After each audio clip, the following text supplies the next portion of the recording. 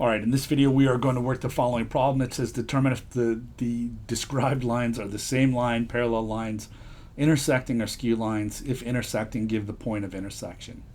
All right, so again, these are kind of given in a parametric form, although not strictly speaking, it doesn't look exactly like the parametric form, but that's what it is. Okay, so what we want to do is, before we do anything, take a look at the direction vectors and for each of these lines, and remember that's going to be, the components of it are going to be the coefficients of the t variables when it's written in this parametric form. So it's -1 for 1, and for this one it is going to be 5, -2 and +2. Okay, and we want to determine if these are parallel or not. In other words, are they scalar multiples or not? So for -1, right, what would I need to multiply -1 by to get 5? That would be -5, right? -1 times -5 would give me a +5.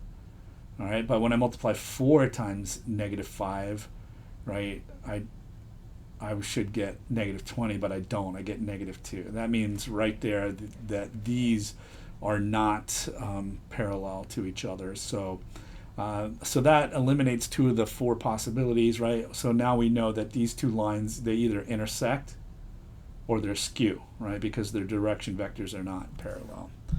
All right, so what I'm going to do is just what I did in the previous examples. I'm going to set up that system of equations, right? If these lines intersect, that means that there's got to be some values for the parameters that when I plug them in, I get the same x, y, and z coordinates here as I do here. And again, you've got to change the parameter when you set this up, right, to something else, because I can't put t there, because that implies that it would be the same parameter for each that leads to a given point, which that doesn't have to be the case at all. It could be a totally different, parameter value. So I can't use the same variable when I'm doing this. I have to change it to something else. So I'm going to change it to an s there. All right, so it'd be -1 plus 5s, which again, it's lagging a little bit, so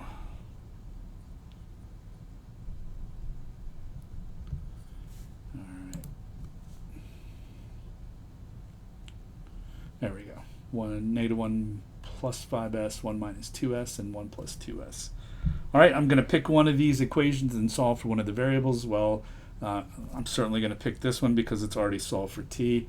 I'm going to take that, I'm going to plug it back into one of these equations here and see what I get.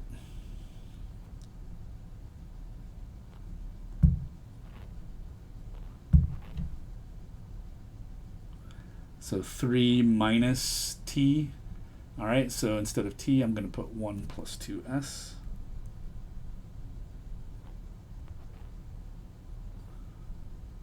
And that's going to equal -1 plus 5s.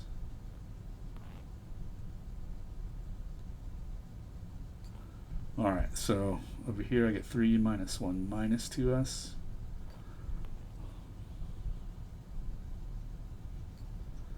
And so it's going to be 2 minus 2s equals -1 plus 5s. Okay.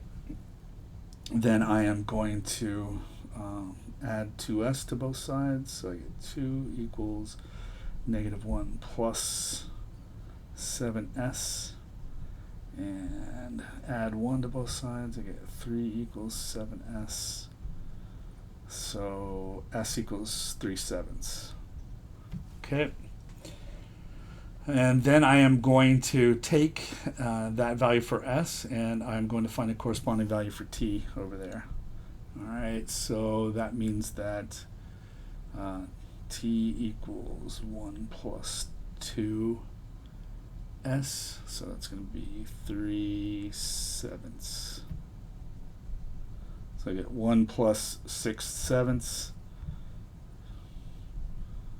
and getting a common denominator, that would be 7/7 plus 6/7, which would be 13/7. Okay.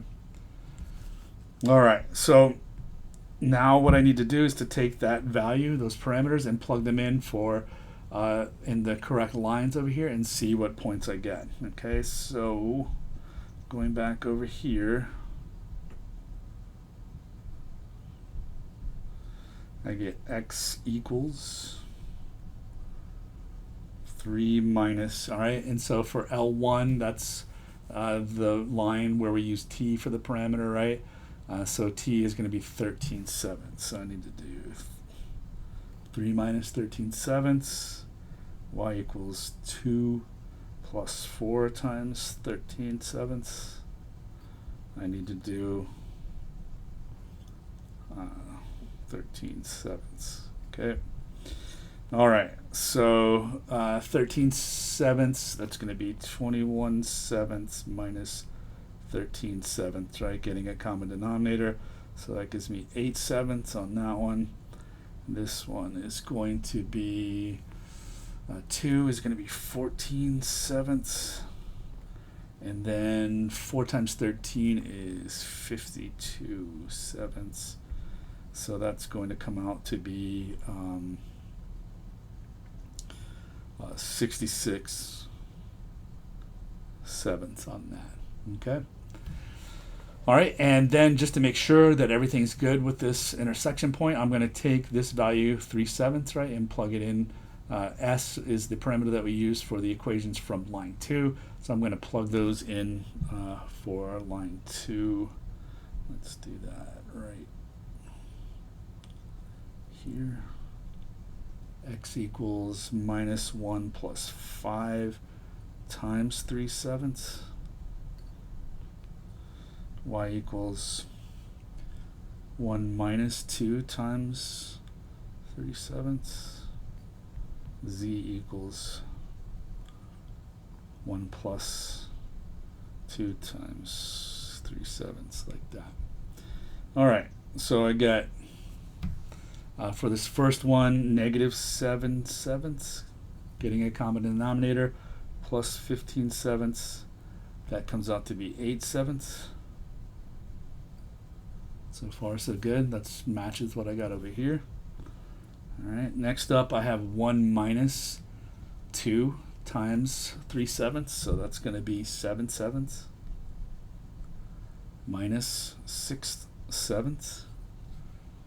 All right, when I multiply that out, and that gives me 1/7.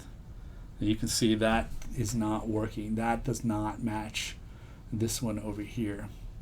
And let's just check the last one. So that would be 7/7 plus 6/7. So that's 13/7, like so. Okay, and so you can see that one checked out, but this one did not work, okay? And so remember, there were two possibilities here. Because the direction vectors were not parallel to each other, that means that these two lines are either intersecting, right, or they are skew. And so assuming that we did everything perfectly up here, we saw that, hey, two of these worked out, the x's and the z's worked out, but this y was different than this one. So assuming that we did all this math perfectly, what that means is that that these are going to be skew lines, okay?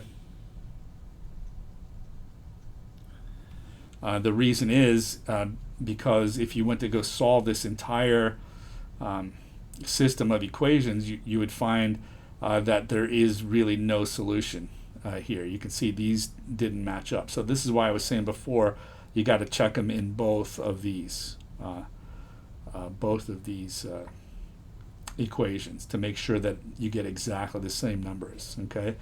Again, you have to be careful about that, because if you made some kind of mistake, then it might not be accurate. But assuming we did everything perfectly, and we did everything perfectly here, you can see that doesn't work out. Okay, and so if it doesn't work out, then these lines are going to be skew lines. Okay, and in fact, if you draw this out, you can see that these things are skew lines. There's no intersection point between those two lines, and they are not parallel either, right? So in linear algebra, you'll learn a better way really to solve these types of systems out. And so